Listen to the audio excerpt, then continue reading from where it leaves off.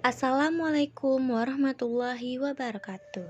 Di sini saya akan menjelaskan tentang video pembelajaran populasi dan sampel skala Likert. Dosen pembimbing Dr. Jesse Alexander Alim MPD, disusun oleh Desi Oktari.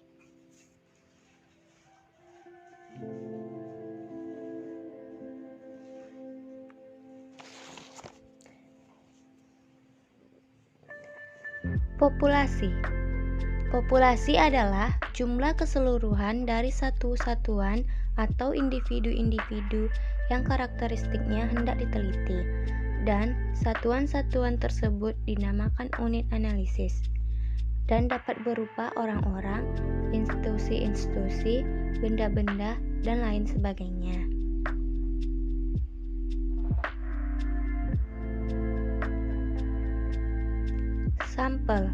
Sampel disebut juga contoh.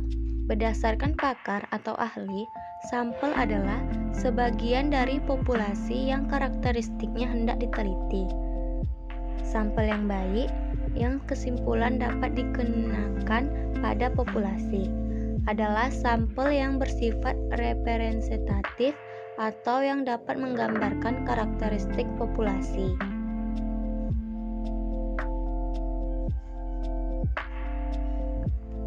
Berdasarkan gambar ilustrasi populasi dan sampel di atas, maka dapat kita simpulkan bahwa populasi itu seperti sebuah organisme, sedangkan sampel adalah organ.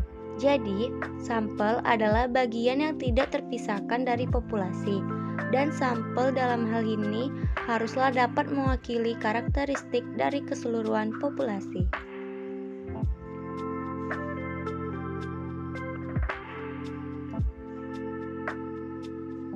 Pengambilan sampel apabila populasi sudah diketahui.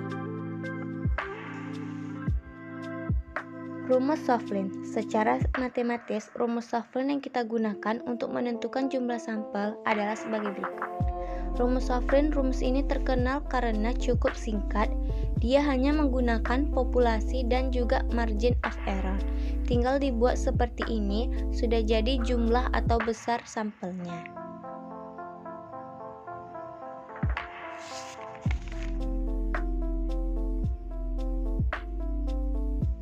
Cara menentukan jumlah sampel dengan rumus Shovlin berikut ini adalah contoh kasus dalam penentuan jumlah sampel dengan menggunakan rumus Shovlin.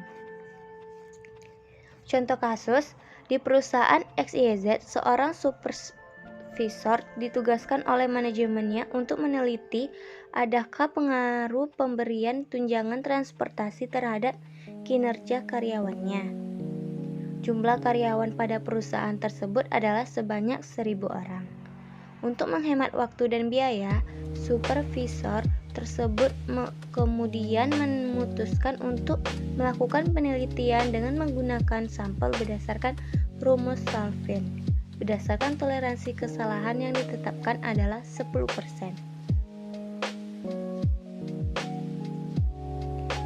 Cara penyelesaiannya menggunakan rumus Shovlin. Kita lihat sebagai berikut.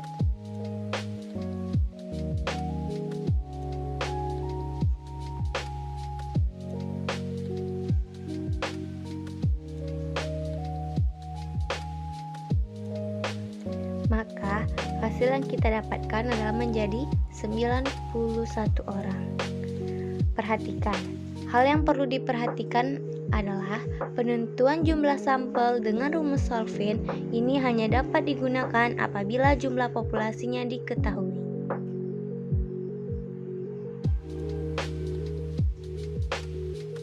Skala Likert. Skala Likert atau skala Skal adalah skala penelitian yang digunakan untuk mengukur sikap dan pendapat. Dengan skala Likert ini, respon diminta untuk melengkapi kuesioner yang mengharuskan mereka untuk menunjukkan tingkat persetujuannya terhadap serangkaian pertanyaan.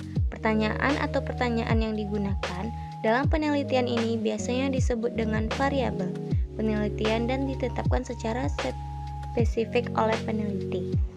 Nama skala ini diambil dari nama penciptanya, yaitu Francis Likert, seorang ahli psikologi sosial dari Amerika Serikat.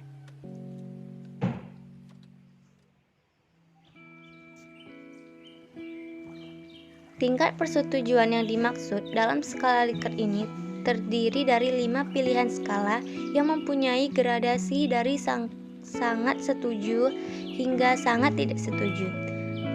Pilihan tersebut diantaranya adalah sangat setuju, disingkat dengan SS, setuju, disingkat dengan S, ragu-ragu, disingkat dengan RG, tidak setuju, disingkat dengan TS, sangat tidak setuju, disingkat dengan STS.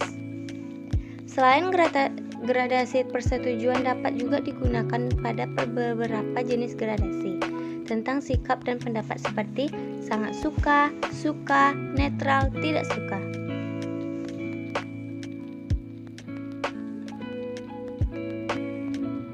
Ini merupakan contoh skala Likert di kuesioner. Pada umumnya, instrumen penelitian yang menggunakan skala Likert dibuat dalam bentuk angket atau kuesioner dengan pilihan ganda atau checklist. Untuk menentukan jumlah respon yang diteliti, kita dapat menggunakan beberapa teknik penentuan jumlah sampel. Salah satu di antaranya adalah teknik penentuan sampel rumus Solvin.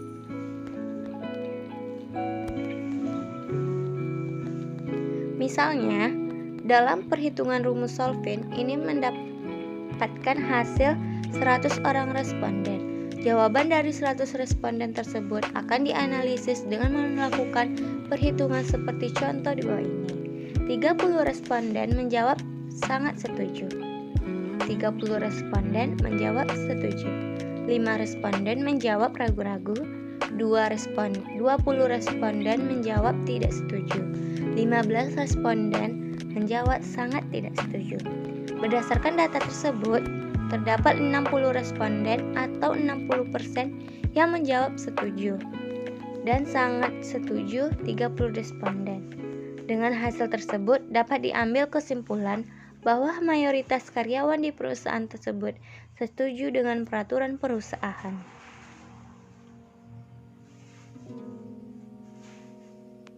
Masukan cara untuk menentukan hasil skala Likert ini adalah dengan analisis interval agar dapat dihitung dalam bentuk kuantitatif. Jawaban-jawaban responden tersebut dapat diberikan bobot nilai atau skor Likert seperti di bawah ini. SS sangat setuju dibeli dengan nilai 5, setuju diberi nilai 4, ragu-ragu diberi nilai 3, tidak setuju diberi nilai 2, sangat tidak setuju diberi nilai 1.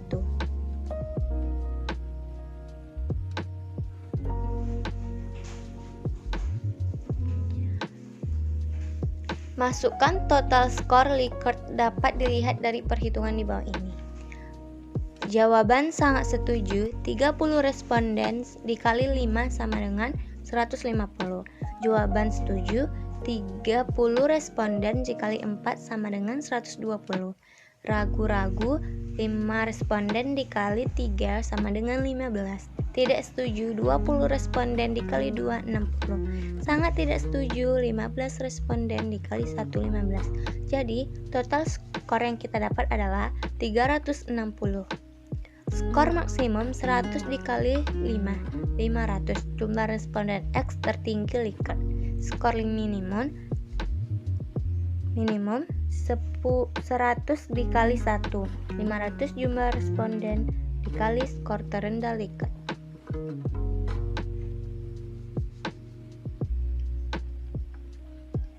Indeks persennya total skor per maksimum dikali 100. Jadi 360 per 500 dikali 100, maka hasilnya adalah 72% indeks yang kita temui.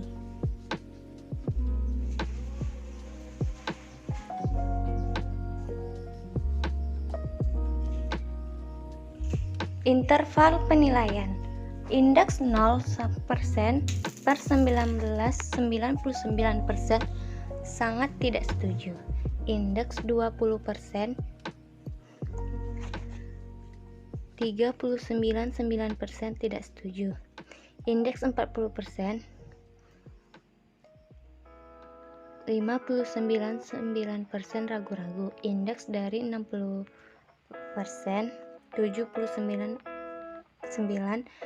setuju. Indeks 80%, 100% sangat setuju. Karena nilai indeks yang kita dapatkan dari perhitungan adalah 72%, maka dapat disimpulkan bahwa respon setuju akan peraturan perusahaan yang mengharuskan semua karyawannya melepaskan jam tangan, cincin, tali pinggang sebelum masuk ke wilayah produksi. Terima kasih.